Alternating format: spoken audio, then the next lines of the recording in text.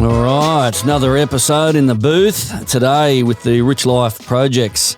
And today, look at the list I've got to read out here. Fijian International, New South Wales Country Rep, New South Wales State of Origin Rep, National Rugby League legend, and good friend Tariq Sims. Welcome, brother. G'day, mate. How are you? Very well, mate. Very well. What has been happening? And I already know what's been happening because you've been crazy with the move to Melbourne. But what's been happening in Tariq's life? Yeah, mate. Look, after last year ended, I made the decision, halfway through the year, made a decision to sign with the Melbourne Storm. So made this off-season has just been moving house, getting the kids into school, setting them up, making sure they're as comfortable as possible in their new surroundings, and then, also training myself and making sure that I hit the ground running because there's a couple of things that petrify me about being here in Melbourne and Craig Bellamy's pre-seasons are one of them. Mate, I tell you, and what was the big decision too? Obviously, leaving the Dragons, as I said before,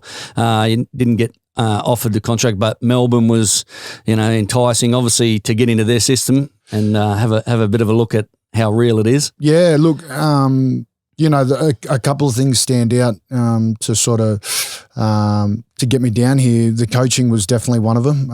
You look at their coaching staff that they've got and for how many years they've been together, they don't usually let anyone inside their inner sanctum easily.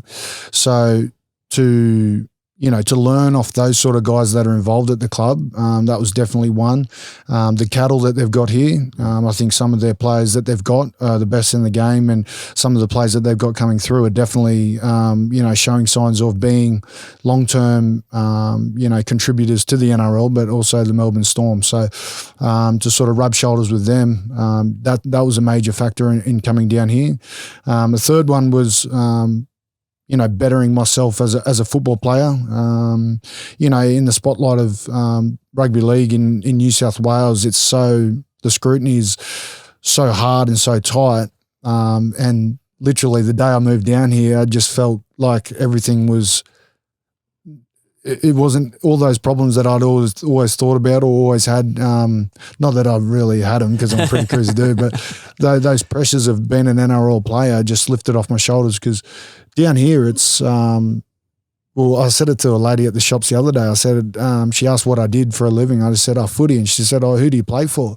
And I said, the Melbourne Storm. She said, you mean rugby league? We call footy AFL down here. Yeah, they do down here. I was, just everything, the scrutiny and people recognising and wanting things from you. It doesn't exist down here unless you're a diehard tragic rugby league fan down here. Yeah. You see those sorts of people when you go to the shops or something like that because they sort of beeline it straight for you because they're not really used to seeing footy players roam or rugby league players roaming around. They're used just to in the ordinary public. AFL people or, the soccer's really big down here. So, just to sort of get out with my girls and go enjoy some things that I probably wouldn't do and take my families to sort of outings that I probably wouldn't attend because of, some of the... Being harassed. Yeah. Not so much harassed, but just always people wanting a bit of your time. Yeah, look, my daughters are 6 and 8.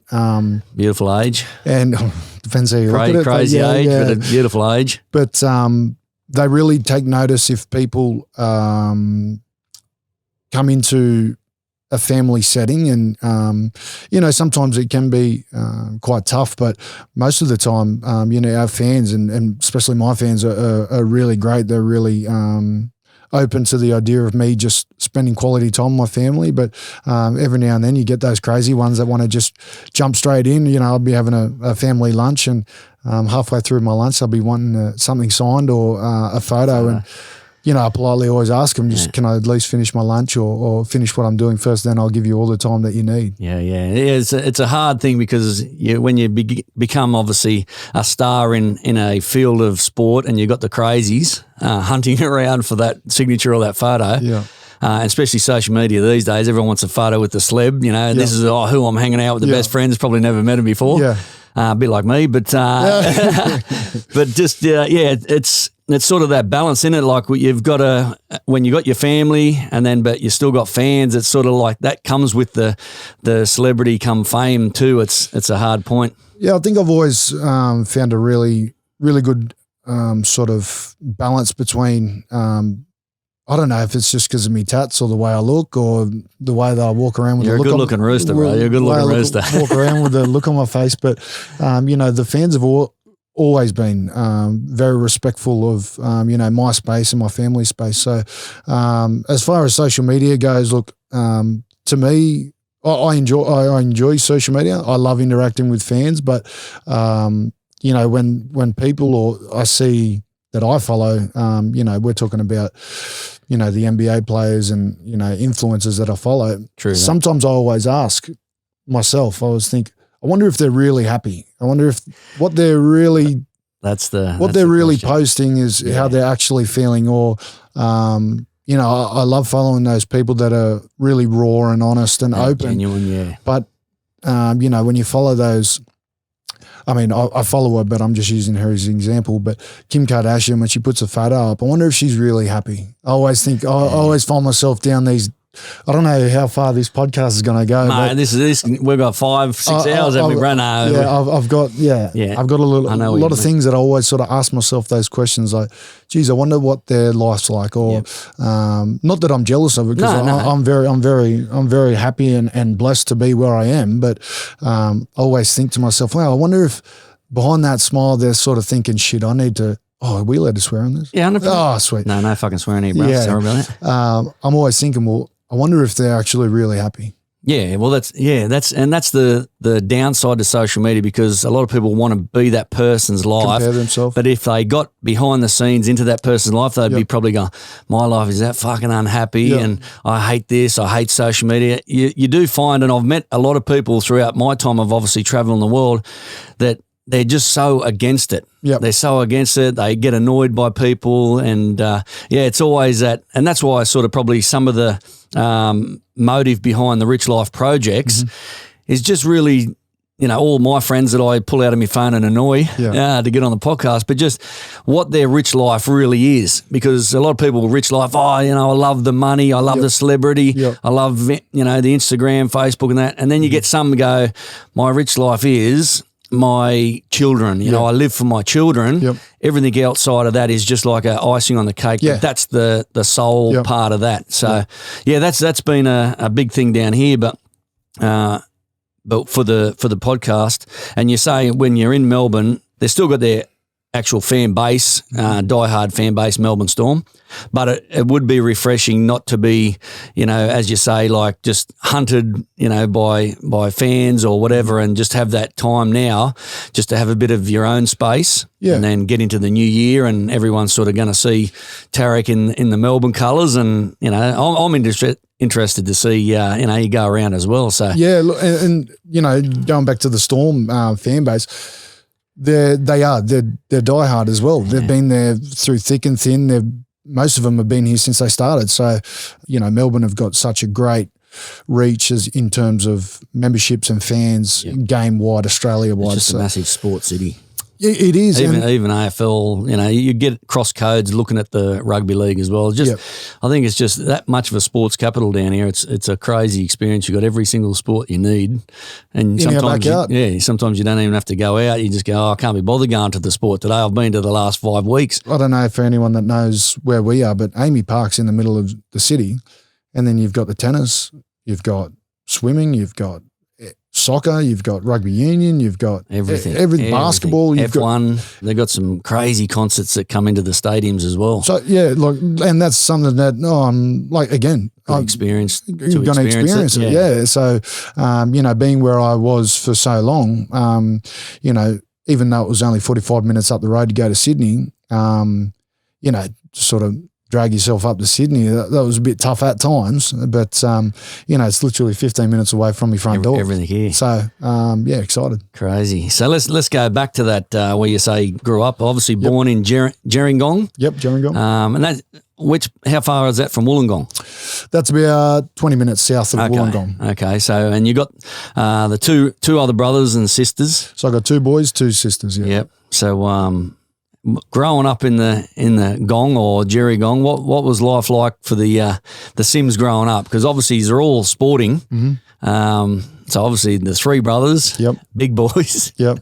Growing up, and I think I read Mum's Fijian descent. Yes. So Mum was born and bred in Fiji, and she moved over when she was 14 or 15 years old. And they moved to Blackett, so out of Western Sydney. So, she had 14 brothers and sisters. Wow. So they moved from Fiji over there.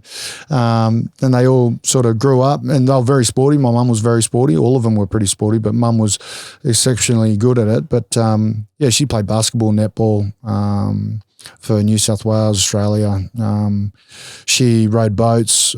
She was very sporty. And then on the other side of the fence, you got my old man, which he grew up. He wasn't very school wasn't very strong for him, but he had a really good work ethic. He always tells a story how he was working for his old man at a scrapyard. They had like a car sort of scrapyard thing, and he was working there just to get enough money to go surfing. So he bought a ticket to Indo and stayed there for 7 years, and then came back. And funny story about that. Sorry to jump on, brother. This is what it is. So before he went over to Indo, he was bouncing doors at a pub, and he met this tall Fijian bird with 100 of her sisters, and her name was Jackie. So met her, and then literally the next day he flew out and he went surfing for 7 years, and came back, and then went back into working with his old man, and then bouncing on the doors, and ran into that same bird, Jackie, and he said, "I'm going to marry you." So he had to go buy everyone drink. Apparently he had to go buy all the sisters drinks, and then he was allowed to date her. So oh wow. So fast forward, that's crazy story, isn't it? That's how my mum and dad met. Wow. So so they're both really sporty anyway, but in that way. So growing up, obviously the fights amongst the brothers, that was no fighting, love fighting, or loved it, mate. Yeah. Well, when you grow up in a household where only one of your parents work, and mum was a very disciplinary mum. She was very strong, obviously very loving, but dad was always working. He, sometimes he held 3 or 4 jobs, and he had tough jobs as well. I mean, he just retired from he was a dairy farmer. He just retired from milking cows for 31 years. Wow. So he used to. I can tell you my old man. I can tell you my old man's story from literally the minute he wakes up to the minute he goes to sleep. So, dad would wake up at 2:45. Yeah. He'd make a cup of coffee and a snack to eat. He'd be at the dairy by 3:15. Milk the cows until 7:15. He'd come home, say good day to us. We'd be getting ready for school. He'd go into his shed, have a couple of durries, punch a couple of Cheech and Chongs, and then go to work. And then he'd go mow lawns. He was like a landscaper. He had Sims. He called it Sims TLC, Total Lawn Care. Yeah, right. And so he worked all through the day till about 1:15.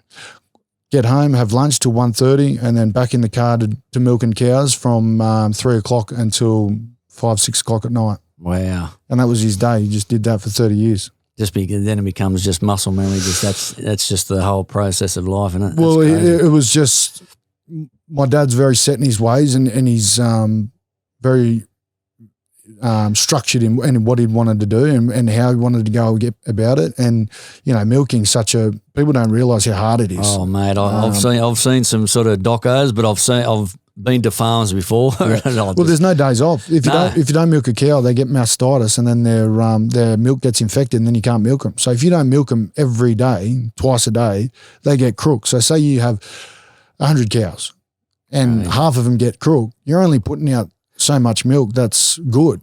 And you're not making anything. You're not making anything. And they probably, I think the dairy farmers these days aren't making anything anyway. Exactly, yeah. So bulk.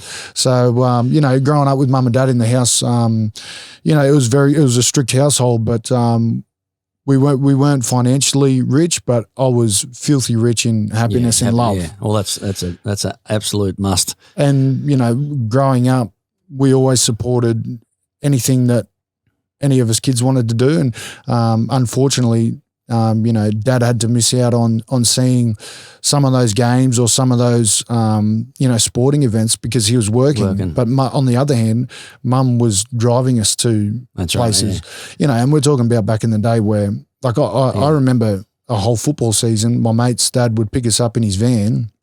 There's only 2 seats in the van, the driver's seat and the passenger seat, and he was an electrician. And then there was pipes. I remember a whole season when I would have been 8 or 9, and we just laid in the back of the van. That was normal. Yeah. Like, getting to and from games. You wouldn't get pulled up or anything back in the day. So, we'd have footy training on, Tuesdays and Thursdays and then play on Saturday.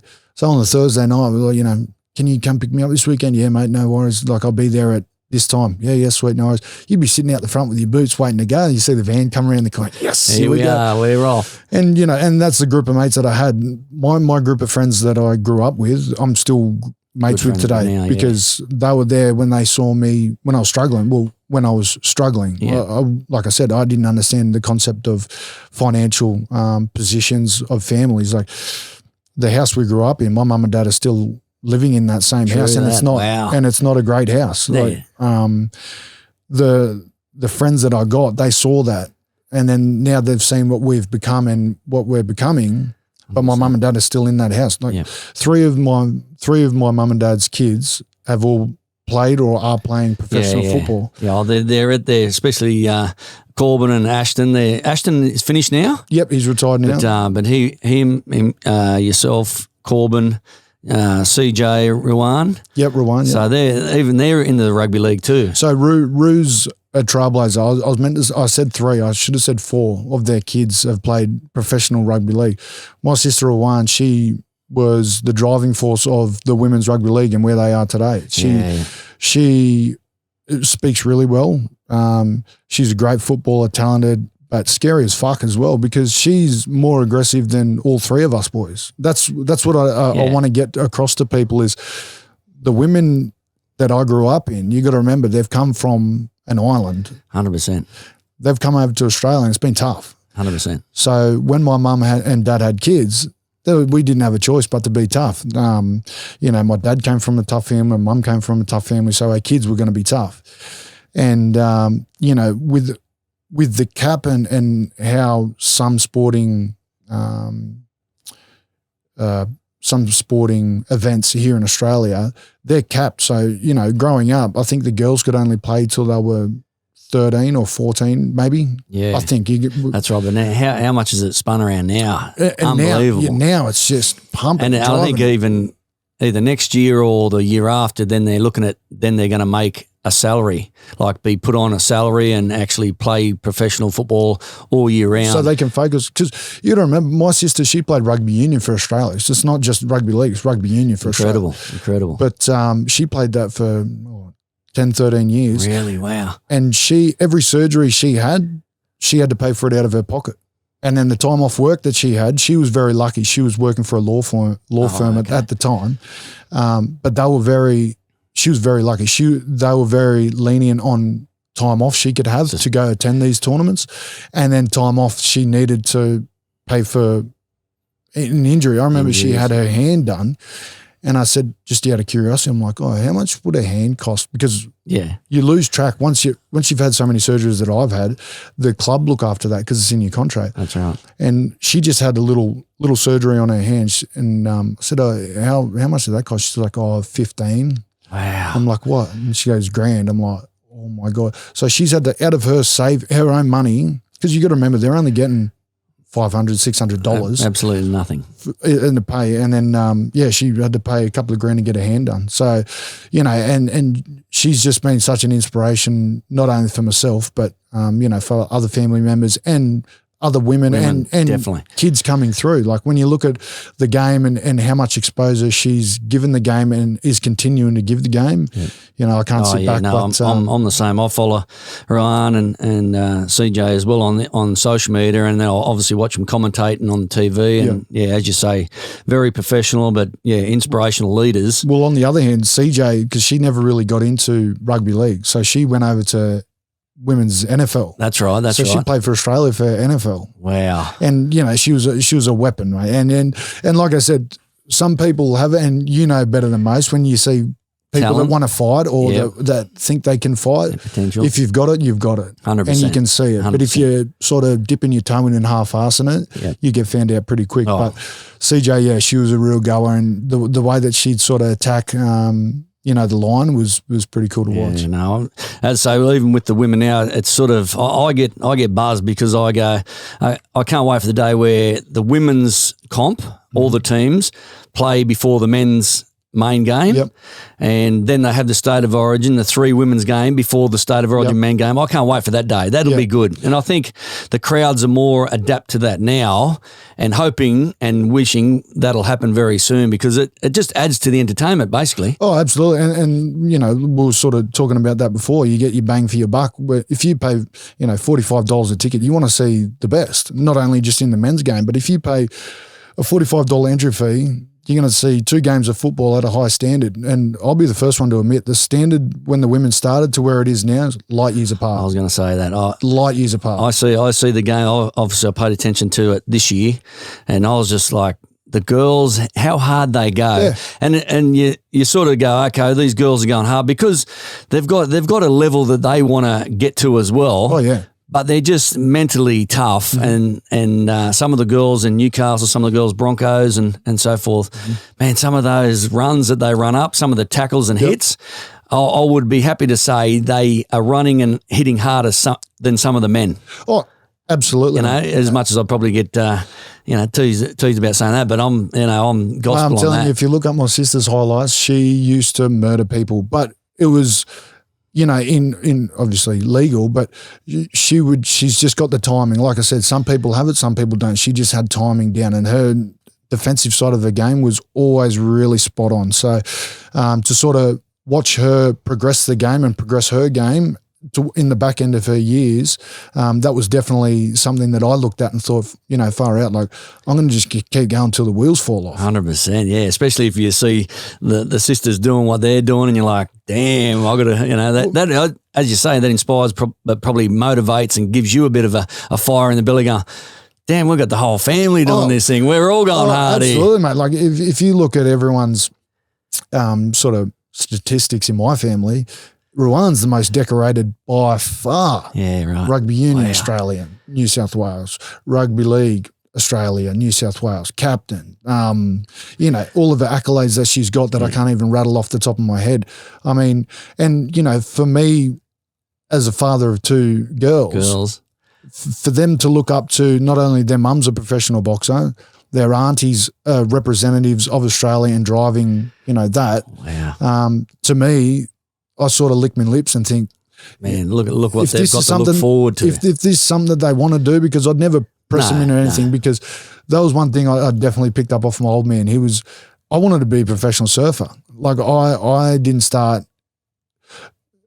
taking my job or really life serious until I finished school. Yeah, true. But because I just wanted to hang out with my mates, get blind on the weekends and work with my old man at the dairy. That's all I wanted to do. Wow. And then an opportunity came to go to Brisbane. They signed Corbin when he was 15. They signed Ashton from the Dragons.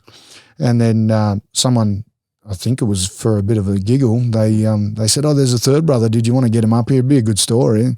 And then that was me. And like I said, I was a skinny winger. I would have been 60 kilos if I was holding 2 buckets of water. What they tell you that you're not doing a wing, they need you to eat more food or something? No, so Get a little bit bigger. No, yeah. So they signed me to Brisbane, and then they got their photo and that they wanted, and then they're like, "Well, righto, well, you're here." So there was this new competition coming in, the NYC.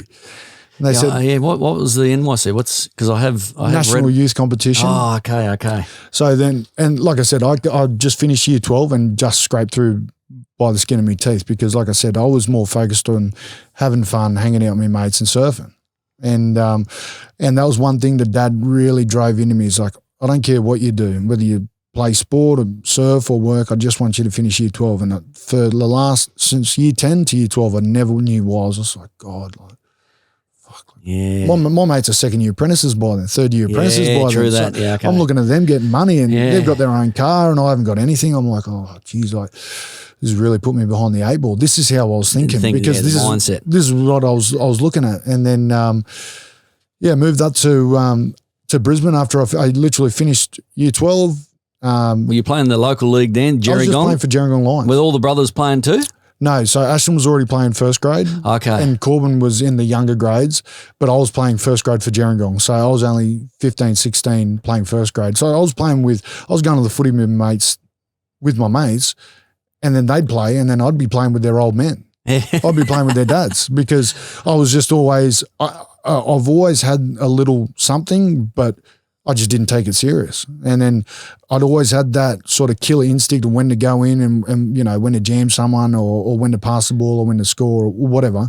I've always had that, but I wasn't taking it serious, to be brutally honest with you. Yeah, right. And then the opportunity to go up to Brisbane was to get out of Gerringong. I've never been out of Gerringong. I've never even been on a plane. And what was that like? Obviously, they got the three brothers up there. Mm-hmm. What was that like to, obviously, a great connection with your brothers, to be in Brisbane, away from family home, and now playing sort of something that you love in regards to rugby league? Yeah, look, it was definitely a fucking eye-opener because I went from the comforts of mum's home cooking. My food being cooked, my clothes being washed.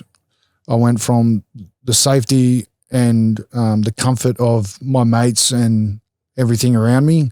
I went from all these beautiful things that I was living in La La Land into I had a job where I had to work 50 hours a week. And then after that 10-hour shift of a day, I'd had to go to train and perform at a high level.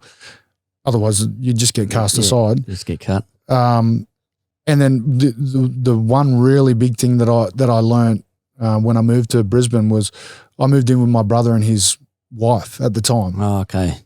So they just moved. They hadn't had any kids yet. So it was just those two and me. Yeah, right. So I was like their little baby. So I was and third wheel. But that's when Ashton sort of said, "Look, you're not here for a fucking holiday." Like that's when something inside me clicked. The switch. I was just like, oh, fuck. And I was watching him playing first grade. So I was just like, wow, I really want to be where he is, but fuck, like I can't. I'm not big. Like my brother's always been big. You got to remember, I'm the runt of five. Yeah. 5 family members. Yeah. I'm the smallest, the skinniest, the ugliest. They always call me big ears because they reckon I got big ears. So they've to see where my brother is and was going, the trajectory, that's where I wanted to be. But it was only up to me if I wanted to pay the price. So that was something that was really cool. When I moved into Ashton, he said, look, these first 2 weeks, I'll let you get away with, I'll just let you be.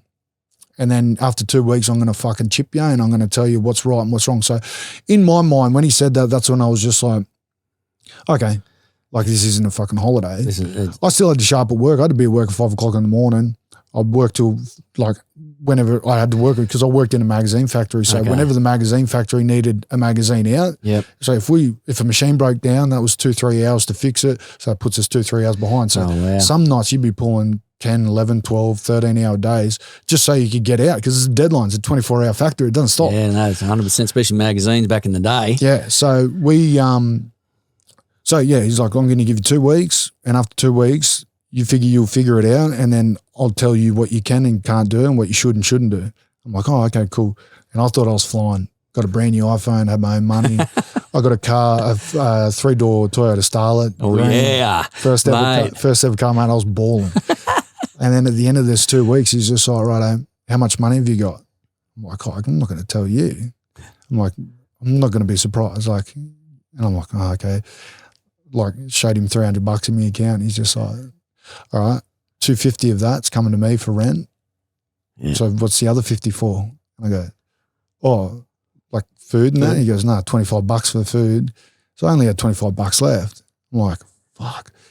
Mind you, my Toyota Starlet, it ran off the smell of petrol. Really? Yeah. So I'd put $10 in the tank. That'll last me a week. So I was just like, oh, wow. Like, and then that's when reality really hit. And I was just like, fuck, I've got like things I need to make sure. And then every month I had to pay my phone bill. And then obviously I was a young kid. Back then the phone bills were like, if you used it, there was no if you went over a certain amount, it'd just tack it on. $10 a day, $20 a day, $30 a day. So and then that was when I was just like, wow, fuck, like I've just been babied my whole life until I was 17 years old. And then all of a sudden now I'm in the real world and Yeah. I'm working. People depending on me. If I don't show up for my job, that puts stress on other people. That's where I really learned, like, if you don't pull your weight, then fuck, like someone can really struggle. Yeah. So that first year I did that. I did my first year in Brisbane, living with my brother, and then my brother and his wife they became pregnant. Yeah, okay. And I'm like, oh, how good's this? I'm going to have a little nephew. Like, that's sick. Like, and then he turned around and he goes, gotta move out.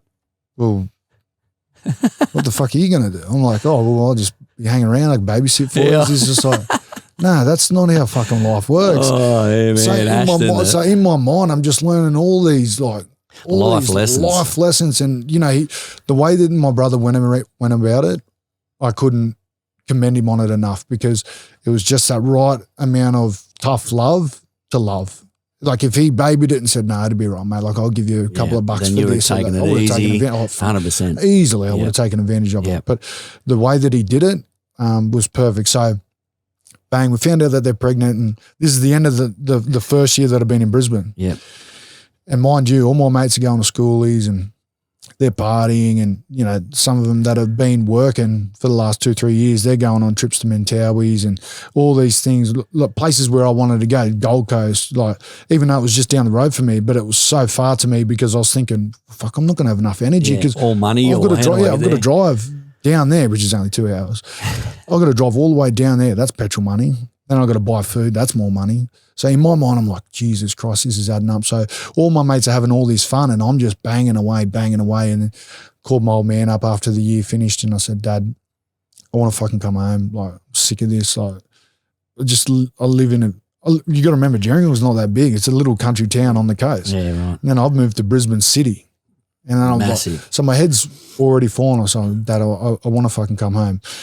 And he goes, look, son, come home, because it was off season. He said, come home. I still had another year to go. He said, come home, we'll have a chat and, we just sort of decompress and see how we go. I was like, yep, no worries. And like I said, my dad never, ever pushed me into anything in my life. And he always encouraged me, but he said, like, if you don't want to fucking do it, don't do it. Yeah. As simple as that. If you don't want to do it, do it. But if you commit to something, this was his thing. If you commit to something, so say a season, so say it was board riders, which goes for, 7 months. Every weekend you go to board riders. If you sign up for 7 months, I want you to go for 7 months. Yep. I don't want you going for 2-3 months and then pull out and then just go, no, it wasn't for me. Yeah, if you sign up, you got to do something. So that was one thing you always drilled in. And then sure enough, we were sort of sitting at home and I just turned 18 and I was just like, all my mates, like I'm having a great time. Well, legally I'm allowed to go out now. Yeah. And that was just like, look, why don't you fucking stick it out? You've already done 1 year. Why don't you stick it out and do one more year? See how you go, really fucking knuckle down. I said, Dad, well, I've got to move out in my own joint. I've got to do all these things. In my mind, as a fresh 18-year-old, I was dreading. So then I made the decision to go back to Brisbane. Mind you, I couldn't even pay for a ticket home. I drove home in my Starlet because I had no money. Did it make it all the way or what? Yeah, fucking oath. It ate it up, mate, the 3-door.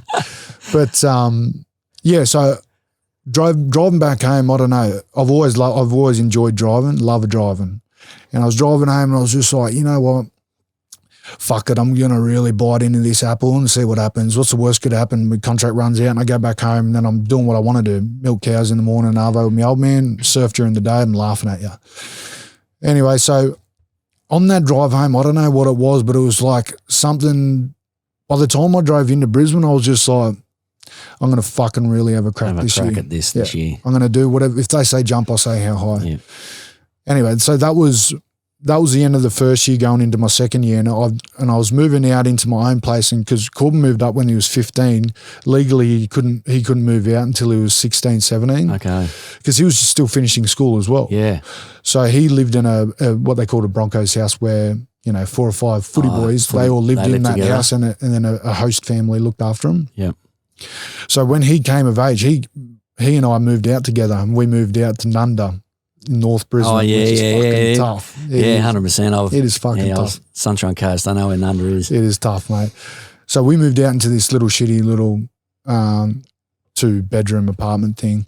It was the best, mate. It was horrible, but it was the best because we could afford everything. I think our rent was only $250 a week, split between 2 blokes that were working. Yeah. stoked, mate. 100% there. And then, you know, it wasn't too far from work. It was a bit of a distance to drive to training, but I had two boys that lived out near me that were coming into the 20s as well.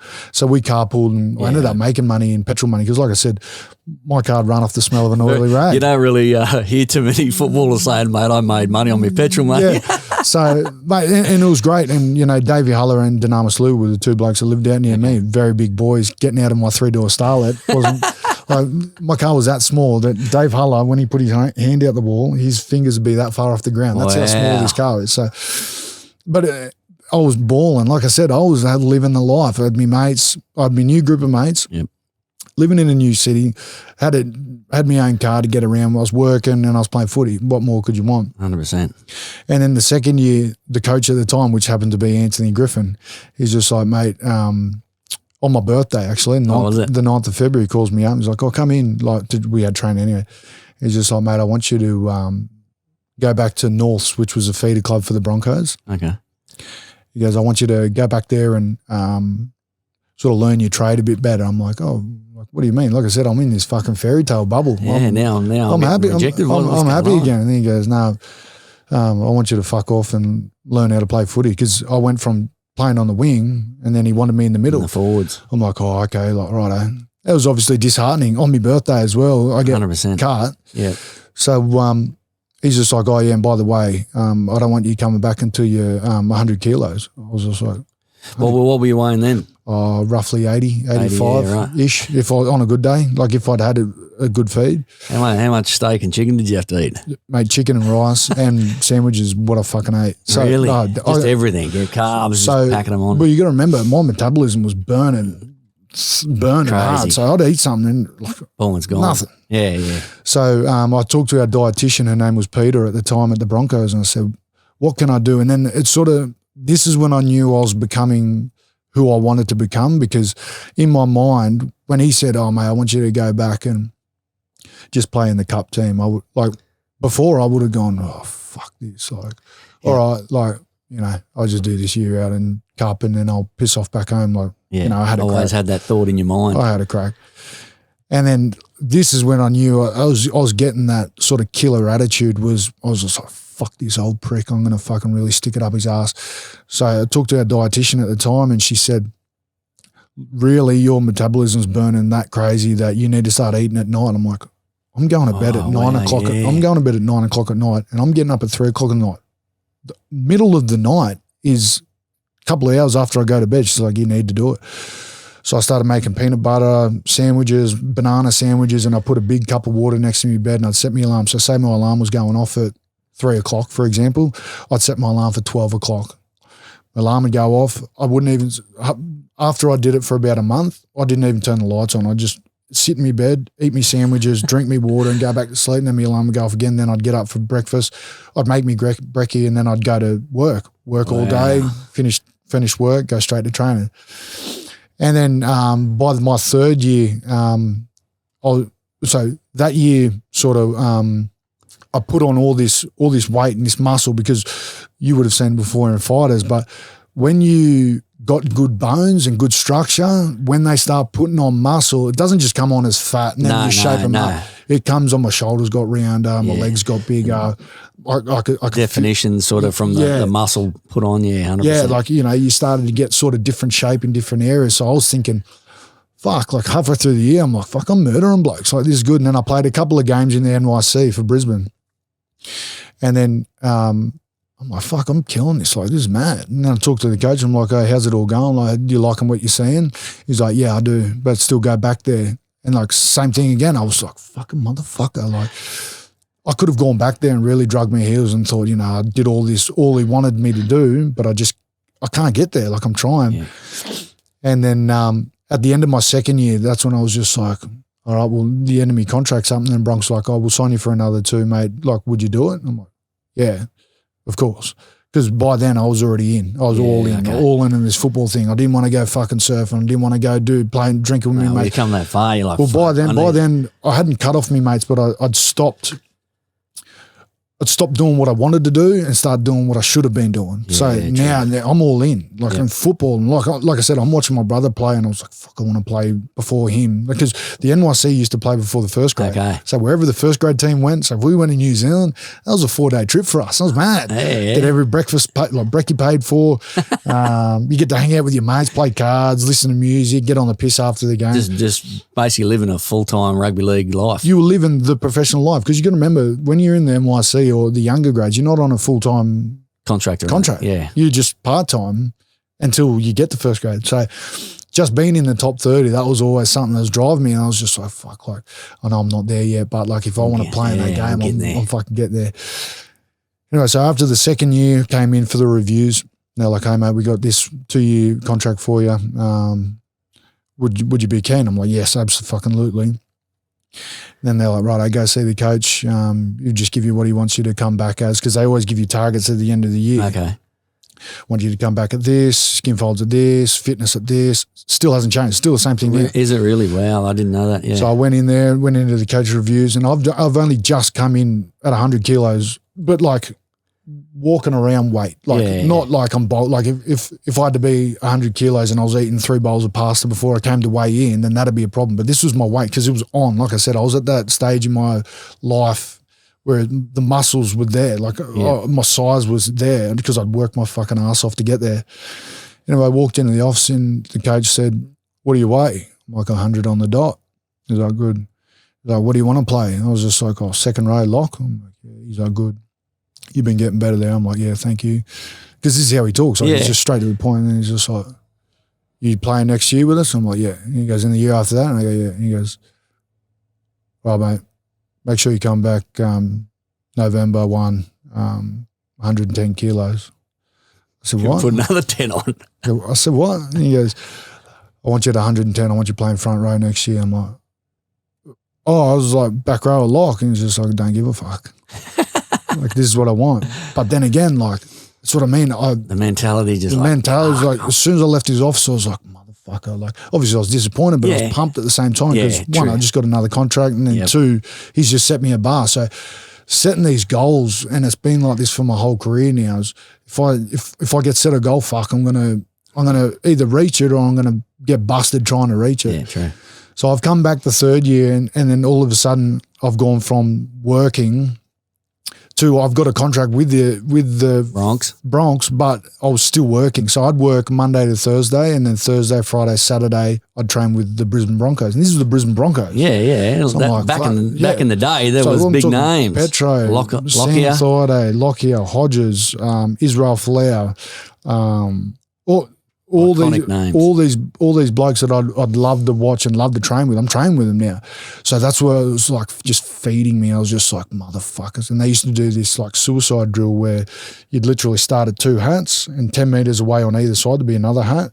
One bloke had the ball, one bloke didn't have the ball, and you just had to meet in the middle, and whoever lost would get out and go again. The other one that won, he'd just stand to the side and just watch the ball, and you just hammer and top, bang. Bang.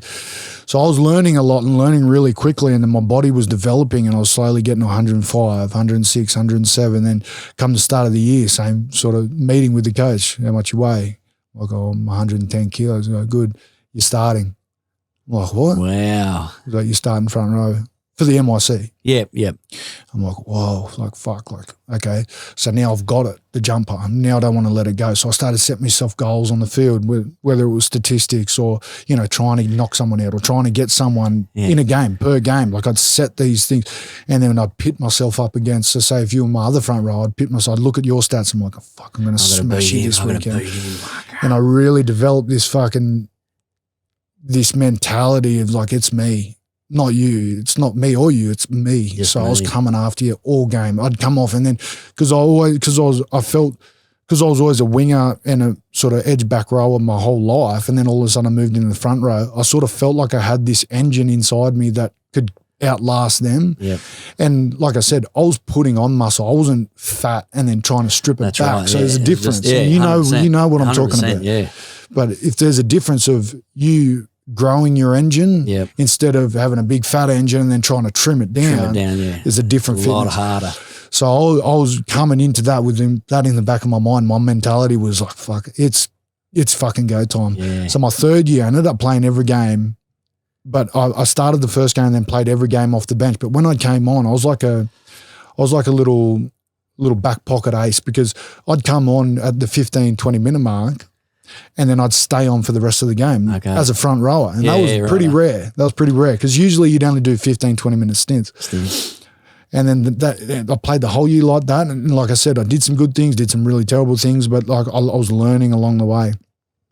And then the start of the fourth year, my last year, he's just like, you're my starting front rower this year. You've been in this system. You've got no fucking excuses. I'm like, I'm fucking Wow, I'm psyched. I'm ready to go. But then say at the end of that fourth year, I'd built myself up and I set myself so many of these fucking goals and wanted to achieve them that I'd achieved them. And then I finished the year with Player of the Year. Yeah, I got NYC Player of the Year. Was it the rookie or? Yeah, rookie. And Player of the Year. NYC Player of the Year. Out of the whole competition, I was best player and best front rower. So I achieved what I wanted to do. And then sure enough, at the end of the year, the Bronx go, all right, mate, well, we've got a deal for you. I think it was a 2-year deal or 3-year deal. Minimum wage, which was 60 grand back in the day. Yeah, so that was for 12 months, full time. Yeah, yeah. So that was full time. Giving up your day job. So I'm like, oh fuck, all right. And then the manager that I had at the time, he came to me. He's just like, mate, there's another team that's pretty interested in you. I'm like, oh fuck, who is it? He's like, oh, North Queensland Cowboys. And that's where my fucking next journey starts. Wow, yeah, that was like the 2011, I think. Was it Corbin that went to North Queensland? No. Or Ashton? Ashton and I. Yeah, okay. So at the end of 2010, Ashton and I, we both left the Broncos and we both moved to North Queensland. Wow, another major thing in life. Yeah. So, and Ashton and they were sort of pregnant at that stage as well? Yep, yeah. So he's got 4 kids now. Has he? And they didn't muck around. There's about a year difference in between them all. So, wow. Yeah. So sorry if I'm fucking. No. Sorry if I'm rambling this on. This is what it's all about, brother. Yeah. So we finished at Brisbane. Yep. And you got to remember the Cowboys. They made the grand final in 2005 and they lost. And then since then they've finished second last, yep. third last, second last, until my time was there. And then before we came to the Cowboys, we knew that we were going to a very different club, another Queensland club, because we understood the Queensland rivalry. Yeah, that's right. Brisbane Broncos and the Cowboys, because the Gold Coast weren't in it yet. No, that's right. And then so we understood that it was a big game and there was a lot of development. And then when we signed with North Queensland, they literally put the broom through the club. I think they let go of 16 or 17 blokes and they brought in 18 new people from outside. Really? Wow. So you got to remember, this is like a brand new club. And then when I got there, Neil Henry was the coach at the time. Oh, wow. And he said, mate, I know you're a front, because you got to remember, I'm fresh off coming from NYC Player of the Year. Broncos system, the best forward in the NYC coming through. So I'm coming in with a bit of heat and a bit of hype. And I was thinking to myself, fuck yeah, I'm going to go up there. And they had Matt Scott, but Matt Scott wasn't quite what Matt Scott was at what he became to be, because he was always sort of lingering. Great forward, that legend. The duration that he was at the Cowboys and just his sort of what he did, incredible. He was unbelievable. Incredible. And, like people like Thurston, Matt Bowen, Willie Tonga, those sorts of people, they were there. They had a couple of good pieces and then they let go of everything else and then they brought in all these new pieces. So we didn't know how it was going to go. So I was excited to get up there and start. And I remember one of the first days I walked in there, I was talking to Neil Henry, like I said, he was giving me what he wanted from me. And he goes, I know you're front row. He goes, oh, what position you want to play? I'm like, oh, pretty obvious, like front row. He's like, no, I think I want you to play back row. I'm like, oh shit, I haven't played that in like the last 4 years. Like I've just been in middle. He's just like, yeah, but it's not too much different. Like it is. Yeah. He's just like trying to convince you. Yeah. And he's like, mate, and, I'm thinking about pitting you up with JT. I'm like, oh, okay. He's just like, mate, he's a hard marker though. I was just like, yeah, fuck, I love hard markers, dealing with one the last 4 years. So I was just like, oh fuck. So now I'm hitting the training paddock in back row and on the outside of me is Jonathan Thurston. Wow. This bloke's. What a buzz. Oh. What a buzz. So I'm looking at him going, shit, I don't want to let him down. And then my brother's in the middle. He's just, don't fucking let me down. So I'm going, all right, here we go. Pressure. And then, mate, fucking, it was what it was. And I played the year that I had and snapped my leg. I think you were in the finalist of the rookie and second row for Dally M categories too, weren't you? So to just get nominated for the back row of the year is a big thing, and I think it comes down to 5 blokes. Yeah.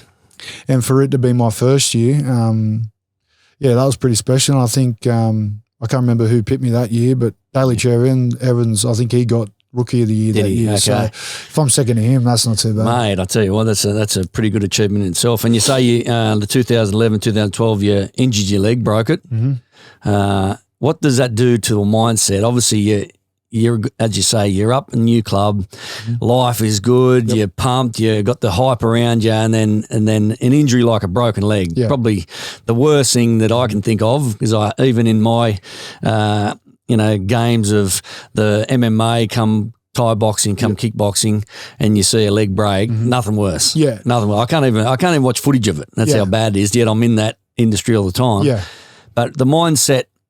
How does that change? Because you like a steam train going all this way, and next minute you get derailed. Boom, straight away. Mate, you've fucking hit the nail on the head with the sort of describing how it was. Like I said, that year, halfway through the year, I was playing really good football, starting back row. JT was putting me over for heaps of tries. So, I was flying high, and then halfway through the year, I got a contract extension because I signed for 2, and then they gave me another 2 on top of that.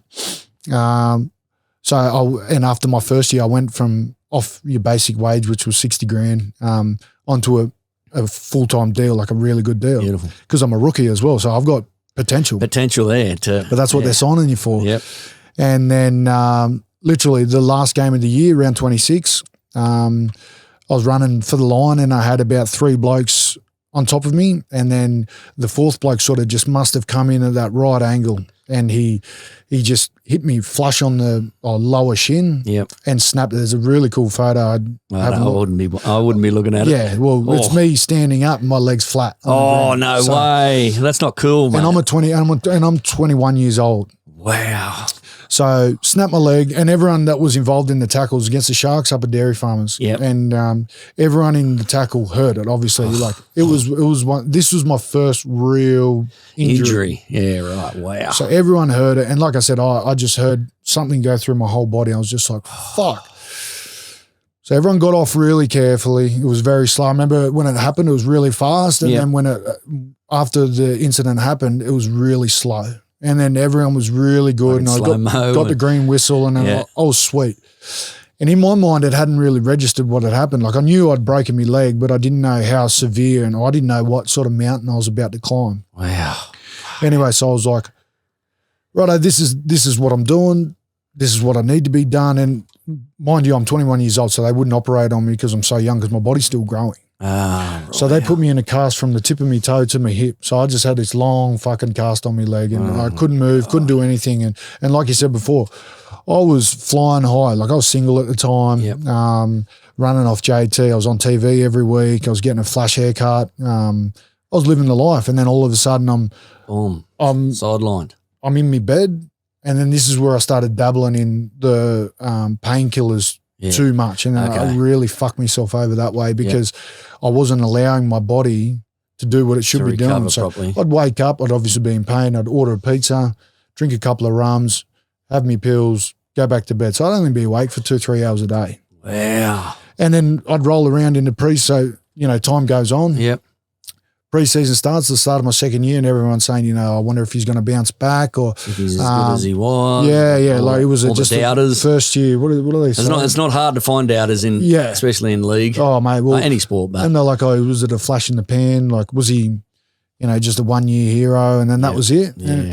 And so I heard all these things. But I was going to say, mentally that fucking gets to you too. Well, you got to remember, I've been fucking hibernating like a bear. Yeah. So I blew out, and I looked like shit, and I felt like shit. And then I come into preseason, and it was actually surprising how easily I got rid of it. Yeah, okay. So I was surprised about that. It wasn't the right way. It definitely wasn't the right way to go about it. And then the second year starts, 7 games in. And my halfback at the time, because JT was injured, Ray Thompson, he sort of shot out of the line, and that's a big no-no in the defensive structure that we were playing at that time. Anyway, so he shot out, and the bloke that was running the line went in between us. So I went to go tackle him, and I just sort of grabbed him. My legs swung around, and someone was just facing the right way, and my shin hit right on, because there was no metal in there That's yet. right, that's right. So my shin just swung around, just hit right on the break, and it just broke forwards. Fuck. So that's the second break. 7 games into my career. Second games into the second year. And you got to remember, I've had this mentality where I'm like, fucking next thing. What's next? 100%. And then I snap it the second time. And then immediately, as soon as I get home, as soon as it's done, I know it's done. I know the feeling. I know how it felt. I know the numbness. So I remember clawing into the grass, and I just remember thinking to myself, like, surely this couldn't fucking be. This mustn't be for me. This mustn't be for me. If I'm fucking busting my ass to get where I'm at, and this fucking happen again, this isn't for me. So I go to the hospital, and just so happened that my brother wasn't playing that game. So Ashton came to the hospital with me. So I already had that sort of safety blanket with me. Yep. Pumping the whistle. And then I remember thinking to myself, and like Ashton looking down at me, is just like, "You're gonna be all right, buddy." I was just like, "Oh fuck, oh yeah, of course I am." But in my mind, I was just like, "Am I?" But he's like, "No, you'll be right, you'll be right." And then I've had surgery, and they put a rod, so they dislocate your kneecap, dislocate your hip, and they drive a rod straight down the middle of your bone, and they lock it off with an X screw at the top, and then 3 screws. So one at the top that goes halfway through, one in the middle that goes all the way through, and then a third one's like a draining one. Wow. And so the year before I spent 6-7 weeks bedridden, 5 weeks in a cast, 6 weeks pretty much all bedridden. The second time, this is where it fucking really flipped for me. The second time I had surgery, I walked out of there with 1 crutch the day after surgery. Wow. So I'm like, just for the difference in the rod. Yeah. So I was like, why the fuck didn't we do this the first time? But then he explained to me, which makes sense, because my body was still growing. I was 21 years old, 22. Anyway, so I remember walking out and thinking, well, fuck, if I'm already ticking goals here, like, give me a couple of months and I'll be laughing. So the first person I called, like, Mum wasn't working. Mum, can you come up? I need you to fucking show me how to cook properly. Because I'm a 21, 22-year-old. Like, no idea how to cook. I need you. I don't have a missus.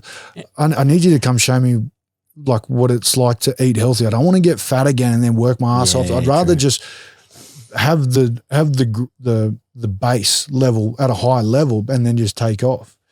And then so I flew my mum up, and she showed me, I think I flew her up for 2 weeks, and she showed me what I should and shouldn't do, and what I can and can't have. And then, when she left, I literally just stuck to that pretty much all my entire career. Every minute, if it's a Tuesday, it's Taco Tuesday. If it's a Wednesday, I'm having red pork. If it's Thursday, I'm having spag bowl. If it's Friday, it's chicken. Literally, I'm like my old man, sticking to that routine. Stuck in my ways. Wow. So then you're going on to with the Cowboys. Mm-hmm. You come back.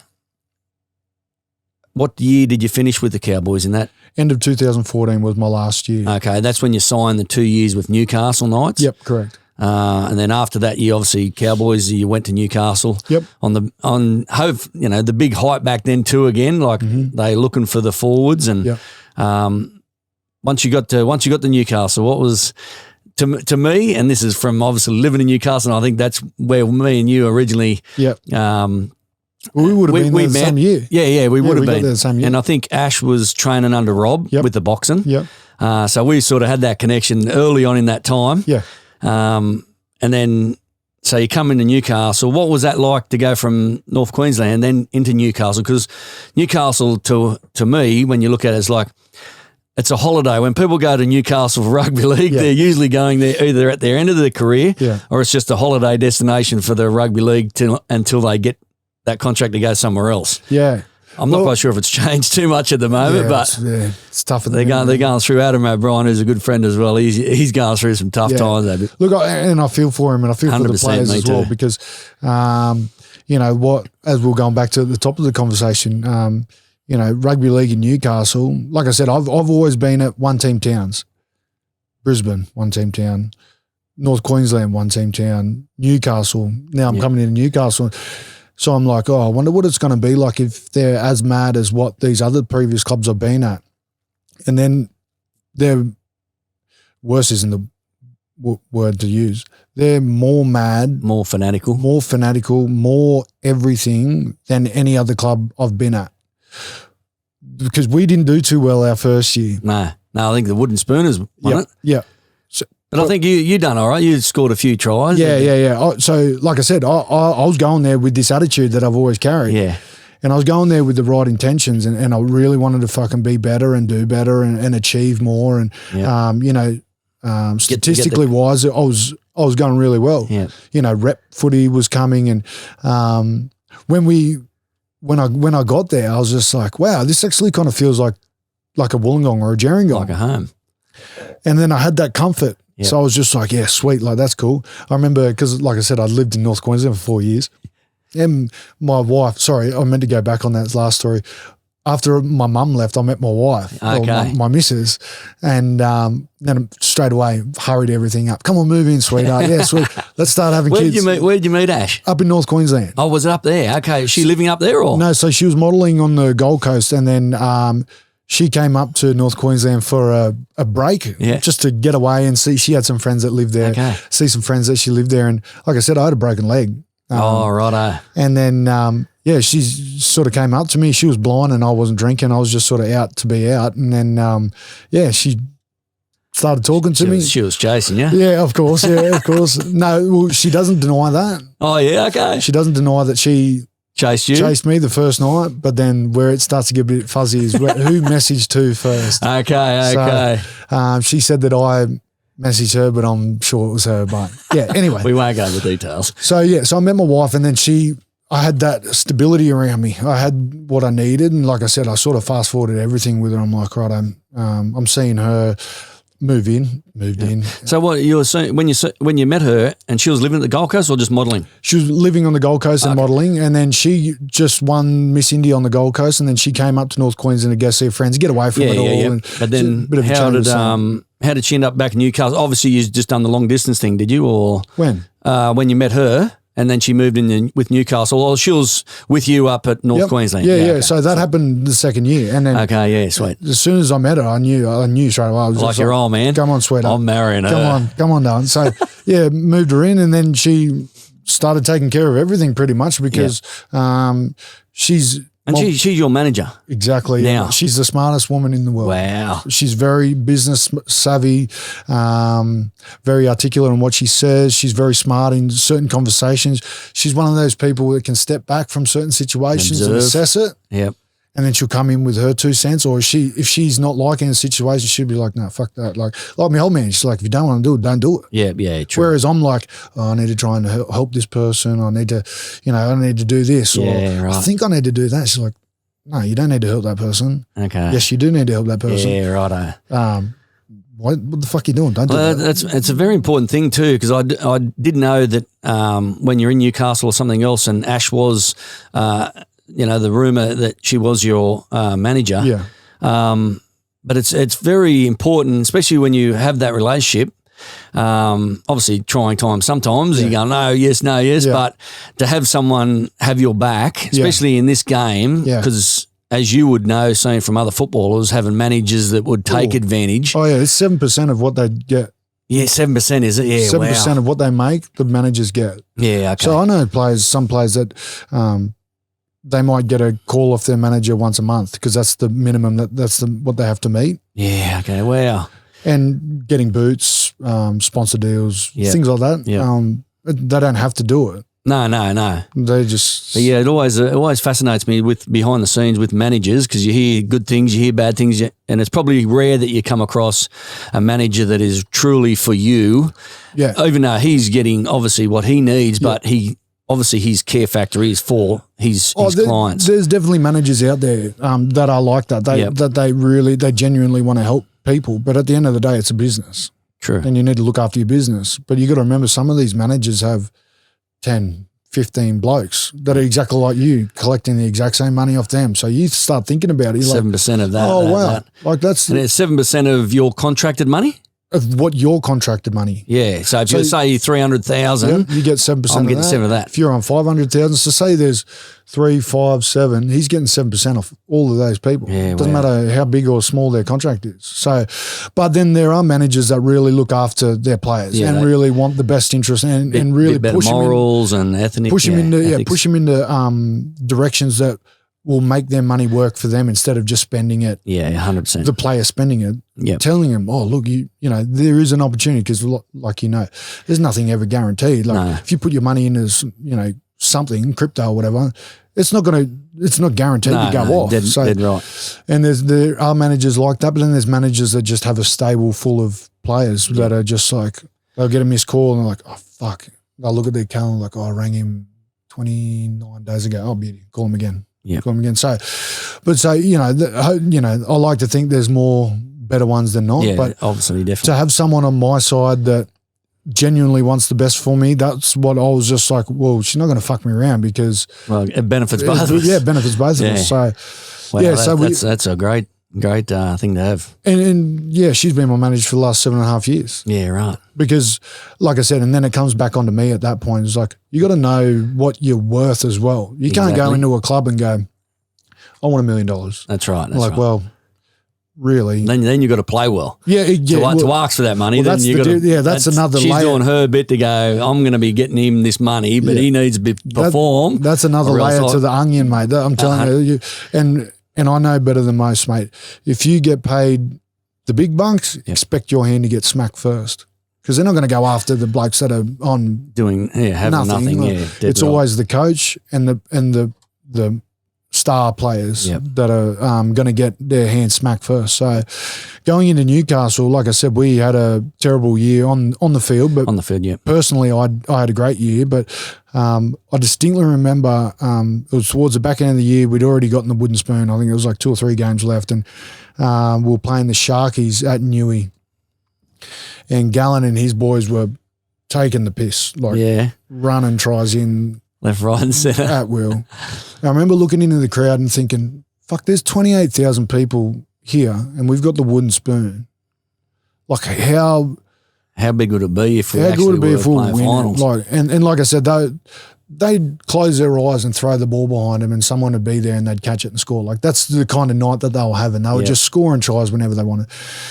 Anyway, so, and I was thinking, I remember like looking out in the crowd that night and thinking, we're getting pumped and these fans are still here. They turn up. Whether their wooden spoon is losing all year, that place would still have 20,000 plus. You know what that stadium's like when that Sutherly's ripping through it? Yep. I remember playing there one night against the Storm. Yep. It was pissing down. The rain was howling.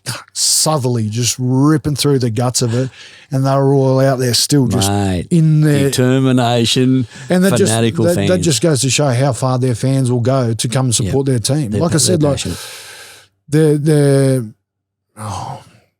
they're just so invested in the club that while my time was there, I wish that we could have done more. Better. Yeah, definitely no. So you go the 2 years, you played the 2 years out on your year and a half. Oh, that's right, because through the second year, then they cut you loose because you'd signed with St George to go to St George. Yeah. So, and you're back down now towards your hometown of Gerringong. Yep. And it looks like from things that you enjoyed your time at St George. Again, they're fans. Yeah. They're fanatical fans as well down the Gong. Yeah. They down the Gong. It reminds me of when you get in a surf crowd. Yeah. And they just got crazy surfers in there. Crazy eyes. That's what it sort of seemed when I was watching and paying attention to the crowd and the red V down there. Yeah. It's just like they're fanatical. They just anything can happen at any stage. Mate, you're like, we love this place. So I got to give you a quick backstory. I don't know if you or your followers might know it, but St George is actually Sydney. And the Illawarra is the Illawarra Steelers. That's right. So they merged. They did merge. That's right. Back in the day. So that's why it's St George Illawarra Dragons. Did they merge when the Tigers merged with West? I'm not sure on the year when they moved. Because I was Balmain boy. Yeah. When I was younger. Oh, yeah. Then they merged. Were you and against it or pro? I really lost interest after that. To be honest, I was like, I love the Tigers, Sirenen, Wayne Pearce, or Blocker. Yep. And then as soon as that sort of happened, I was sort of like, and rugby league started to just be the backstage, golf, surfing. I was just like, oh, that's it. Yeah, whatever.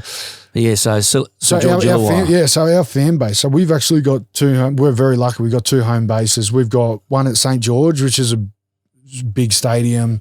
The facilities aren't there that they need to be there, but because of the majority of the players live down in the Illawarra region. Yep. So at Wynn Stadium there, that's got all the facilities, all the training fields that you need.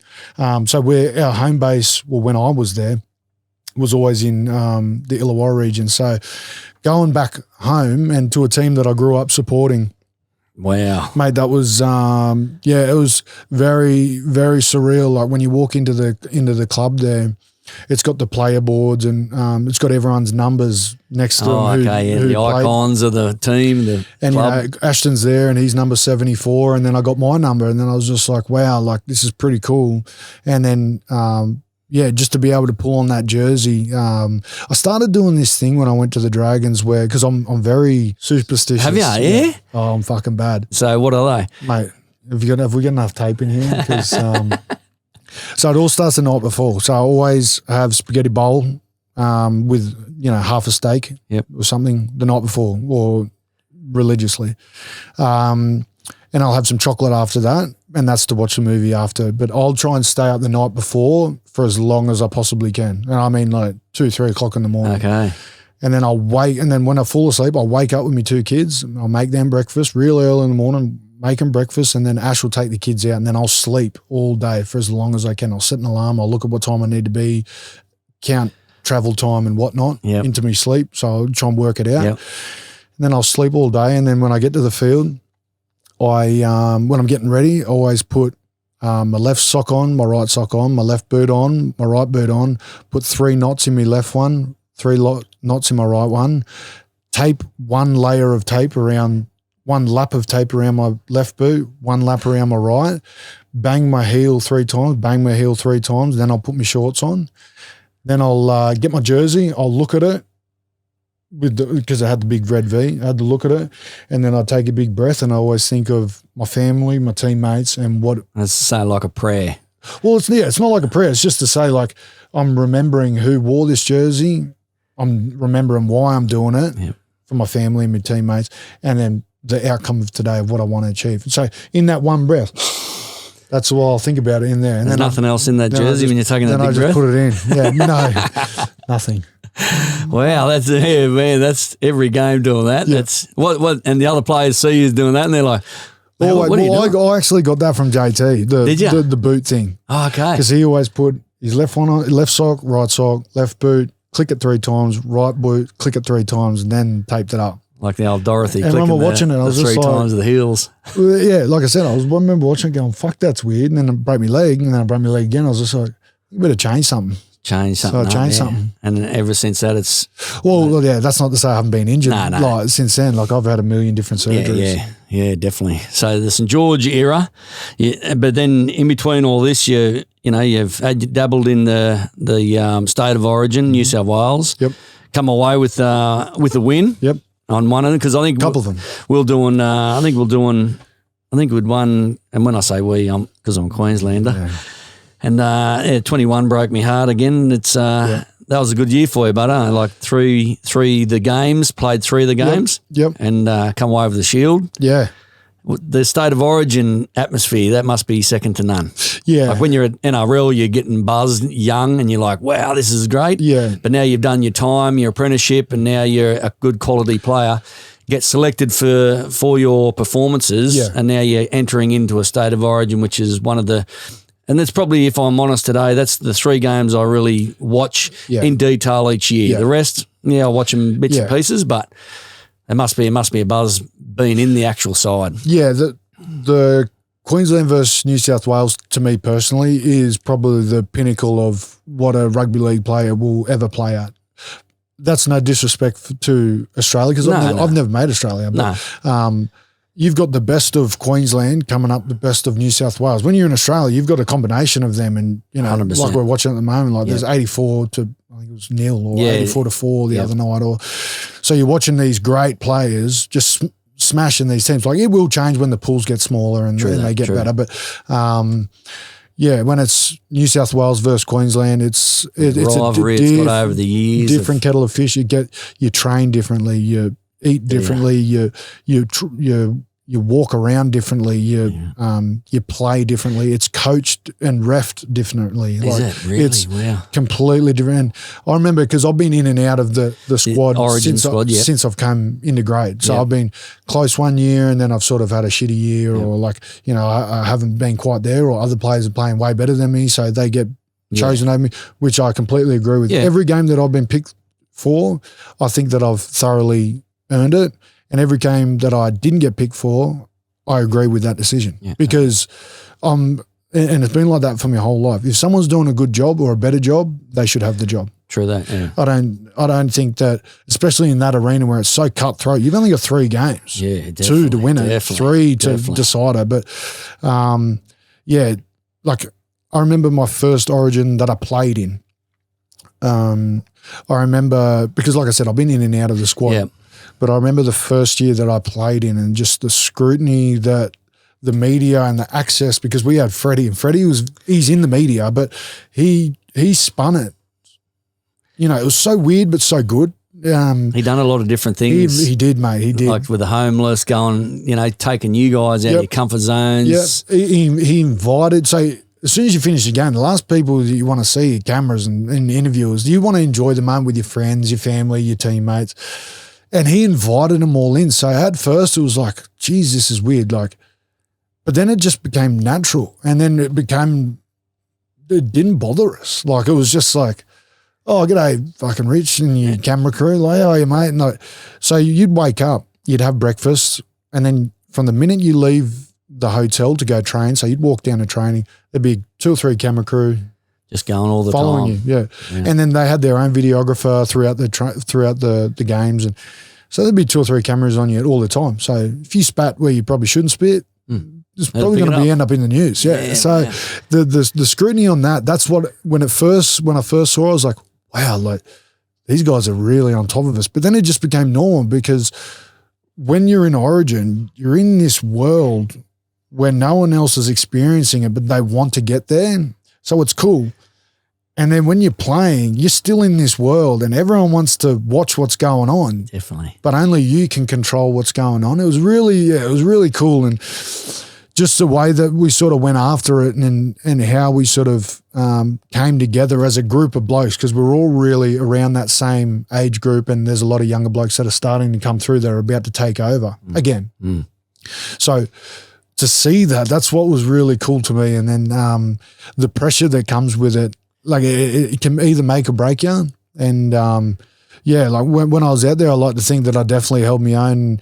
Since the start of my career, there's always been people saying that this is what I was made for, and I didn't really understand it until I played. And you can get away with a lot more in the game, holding down, tackling, fighting. Yeah, and I think that game you're talking about, those 3 games, I think that was like at that level you played pretty much a demon games on those, Yeah. It was definitely good to watch, not from Queensland point of view, but for New South Wales, you really stood up. Yeah, well, and that's what we were about. That's what we want to do, and that's what, as any professional rugby league player wants to do, is to really just contribute at a high standard, but to try and really dominate the game. When you're stuck like me on one side of the field, it is hard. That's why sometimes you get jealous of the bigger boys, because they can just go to the middle, the left, or the right. But that didn't really cross your mind because everyone's trying to get to the same spot, so everyone's just chipping in. But Cam Murray was my other back rower, and I remember he'd do something good, and I'm like, oh shit, now I need to try and do something good because I want to try and contribute. If he's doing it, I'm going to do it. I want to get up there too. And then you just had this real dog mentality. So it was really cool experience. I think Freddie really changed that team, because from a Queensland's point of view, every time and it happens every year, New South Wales are the favourites. They come in because it's probably New South Wales media, or I don't know what it is, but they just hype, this is the best team, we're going to wipe Queensland off the maps, and you hear it every year and you go, okay. But I think it worried, like from supporting Queensland, when I seen Freddie come in and some of the things he was doing differently, taking you guys to the homeless shelter, meeting different, people off the street, just having them involved in the camp, being just ordinary citizens for that camp. Yeah. I was like, damn, this will light the fire in these dudes. Yeah, that's what I mean. Like when you see blokes like, Tedesco and Turbo just cruising around with the homeless people, that's when you're like, oh wow, like fuck, like life's so much harder than this shit. Yeah. You look at what you've got and you're like the people that are walking around us, like we've got pressures, it's just different pressures. But that's right. They've got pressures of life and where their feed's going to come from next or where they're going to sleep. Are they going to be safe? Yep. We've got to worry about, fuck, have I got the same size boots? Like, that's right. Did I pick up two different boots? You really realise the priorities in life, in general, sports life. But again, it's two different worlds. You're trying to earn money in regards to being the best at what you're doing. They're trying to survive because of some situations that's happened in life. But it wasn't only just the homeless shelter. Like we went out to, the kennels, hospitals or something. Hospitals. Anything like we auctioned off our jerseys to give to flood relief, fire relief. You got to remember that's where Freddie changed the game on that. So and like I said, that was one of the cool things where you sort of look at it and you're like, wow, like when you're in the midst of the game. It's just how far for a viewer? I'm sitting in the lounge going, fuck, how fast is this game? Like even the State of Origin just gone. Yeah, even that second or third game. Even this year with the injuries that happened to Queensland, like 2 or 3 tackles into it, I'm like, damn, we're gone. But just the speed of it from an outsider looking in and you being right on the field of that, speed must be fucking just crazy. It's so different. It is so different. The speed that the Origins played at, it's beyond what I can sort of portray to you. Like what the NRL plays at is a very high standard, obviously. But when you play Origin, then you come back to grade, it's like everything's in slow motion. Yeah, you're like, I'm back on holiday. That's why when you see the players like the Thurstons, the Scotts, the Ben Hunts, the Tedescos, the Turbos, when they come back from Origin into first grade, you see them find another gear, but they're not finding another gear. They've just been in that gear. They've been in the top gear and then they have to come back. And they're just sustaining it. And it's just, but that's one thing you definitely see, like the Clearys, like how he gets some of his kicks away. You're like, oh, fuck. Wow. I remember I played him and I almost got him. Yeah, right. Almost fucking got you. And he said, you didn't. I was just like, you weren't even near me. I wasn't. And then I look back and I'm like, fuck, I'm nowhere near him. Wow. Just how much awareness that he has. I'm just talking about Nathan. Yeah. But how much awareness he has of his body. And of the game at the same time. Oh, yeah. His game smarts are really, really high. Yeah, no, it is incredible. And then, so now as we said, you've done your St George stint. Yep. You're down in Melbourne for the Melbourne Storm. Going to give us the best. And for the NRL, I just thought, I'm here now. I'll barrack for the Melbourne Storm. Yep. So you got a big year coming up in the Melbourne Storm under Bellamy, the wife and the kids. How was it? Again, because Ash, not only does she manage you, but she obviously a professional boxer too. Yep. What's the nerves like? Because obviously she's fought just recently a few times on the big boxing fights on the Fox Sports and stuff. Yep. From your point of view, because obviously she's taking care of you all the time in regards to managing at home, and your job is to go out there and play well, play a hard game of rugby league. But then you see your wife. Yeah. And obviously we've both been involved with Ash, being in the gym and fighting, and now she's on the top sort of stage, so to speak, in TV, fighting on the TV. Yeah. What's that nerves like for you? I'll tell you what, before, because I've watched her train. Yeah, definitely. I've watched her train. I've watched her prepare. I've watched her get ready for her first fight against Shannon Dargan. What a crazy fight that was. And I can honestly, with hand on my heart, say that not 1 minute before that fight was I ever nervous. I was cool as a cucumber. Because you knew what she'd done. Sitting back, I've seen her fucking prepare. train. So I was just like, oh, like a big hype. It was a big night, big fight night. Ash's first professional fight. Yeah. And then I was just like, she's going to go in there and knock this bird out. From the first minute that punch got thrown, I fucking stood straight up. I had chewing gum in my mouth. My jaw was hurting because I was chewing so hard. Wow. And I just crossed my eyes and I couldn't sit down. It was just at once. Like I said, I was cool. I was cool hand Luke. Yeah. And then as soon as the first punch was thrown, I don't know what it was. I just got this rush of adrenaline. I was just like, shit, in between the first round because it was mayhem. Because your sister was with you? Oh, they had all my family. The whole family, the whole section there. And I turned around because I was at the back and I was standing behind another fight fan. And I said, sorry, mate, I'm not fucking sitting down. He goes, that's all right, mate, I fully understand. So in between rounds, I'd just stand up and I just wouldn't move. I was just stuck with my arms crossed and I was just watching Ash, and they had the war that they had, and it was arguably one of the best women fights that Australia's ever seen. So it was a crazy fight. To watch that, and then I was just like, Jesus Christ. I knew my wife was tough. Yeah, 100%. But she is fucking. She put it all on the line. Mate, that she night. laid Same it as out. with the other girls. Yeah, she did. Oh my God. They both did, mate. They entertained the crowd like nothing else. I think, it was like, when you've seen Madison Square Garden just recently with the Serena sister and Katie. Yep. And not at that level, but the atmosphere and the energy, mate, even on TV, everyone would have been going, "Fuck, are you watching this fight? Tune into this." That was the first card of the. That was the first fight of the main card, the televised card. So throughout the night, in between each round, I was saying to someone that I was sitting next to, I said, "Shit, does it sound like the music's getting louder, like in between rounds?" Because it was just, just had a sort of a chilly sort of vibe. Yeah. And then after every fight, it just seems like they'll turn it up. And then after the first round of my wife's fight, it was max volume. And everyone was just like, holy shit. And then the music would go off and the round would start again, and then the mayhem would kick back. I wonder if that's a strategy, obviously, just to get everyone pumped. You didn't have to get music to pump for that fight because it was a crazy fight. I was looking over and there was blokes hanging off because there was like scaffolding. Yeah. Blokes hanging off just like going, fuck, like looking in my direction. I'm like, well, fuck, what can I do? But to see how that fight turned out, and then the journey that she's taking so far, and to my wife's credit, you got to remember she's got no amateur back fights.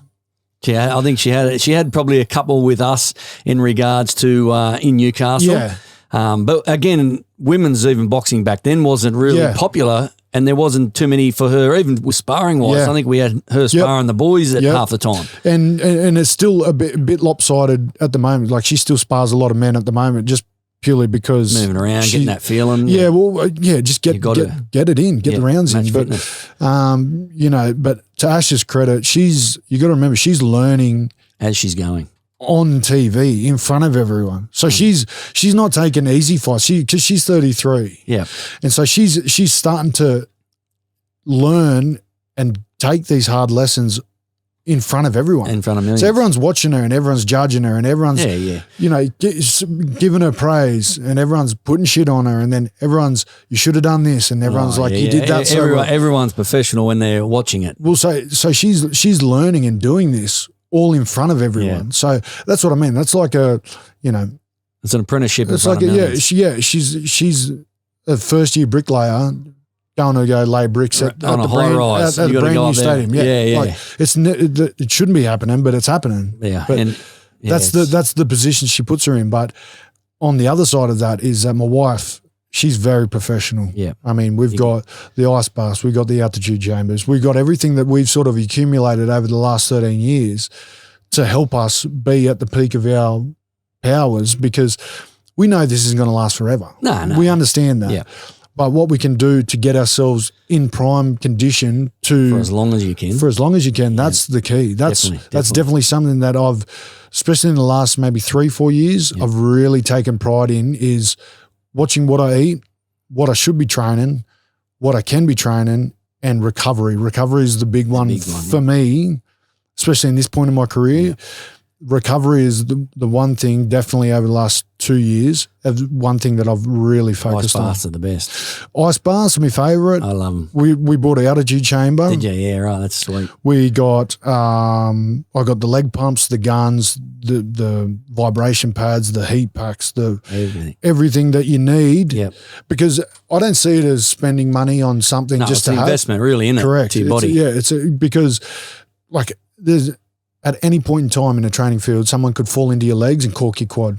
100%. Fuck, what do I do for that? Oh, you just need to don't run on it. Well, I can't not run on it. I've got to train. Yep. We just put a compression on it. What else can I do? Well, if you got something that vibrates to push it out there, keep the blood flowing so it goes out. Yeah, sweet. I've got this. Yeah, done. It's done. Yeah, no, it's definitely a benefit to have that equipment on it. And that's what I mean. Hybrice have been so good for me. Yeah. In the products that they're developing, the products that they're putting out, the products that I've gotten off them have all been for a certain purpose. Like I said, I don't just have it just to have it. No. I have it to use it. For the investment of it. Yeah, definitely. Man, that's a big – and has she got any more fights lined up yet or just taking the time? Obviously, you've moved down here, so it's just a readjustment of a few things in life. Yeah, so like I said, we just moved down here and this year she's literally gone – she started the year with a fight, the big fight. That's right. Finished that, had a week off, went straight into another camp. That fight got cancelled, which, is heartbreaking. You spend 6-7 weeks in a training camp for 2 days for someone to pull out. I know. It kills you. So she went into the big fight, into another fight camp, into a cancellation, into another fight camp with no fight, into another fight, into a week off, into another fight. So she's just had all this whole years, but she's been very active. Yeah. So she said to me that she's earned a bit of a break. So I'm assuming she's going to have she's already back training. Yeah, so, she would be. I reckon she'll probably give me another week before she says, I'm thinking about, lining up another fight. So her and her coach, they'll come together. He's coming down the start of November, and we're just going to get him into a gym here, and so she'll prepare down here, and then when it's time to go on a fight camp, I'll just fly her up to Sydney, and she'll stay up in Sydney, and we'll just get a B&B, and then just lock her in there. 100%. To finish the fight camp up there. Beautiful. That's excellent. So at the end of the time, out of all the thing, and you come to the present moment, you're in Melbourne, and you've gone through your experiences, ups and your downs. Yep.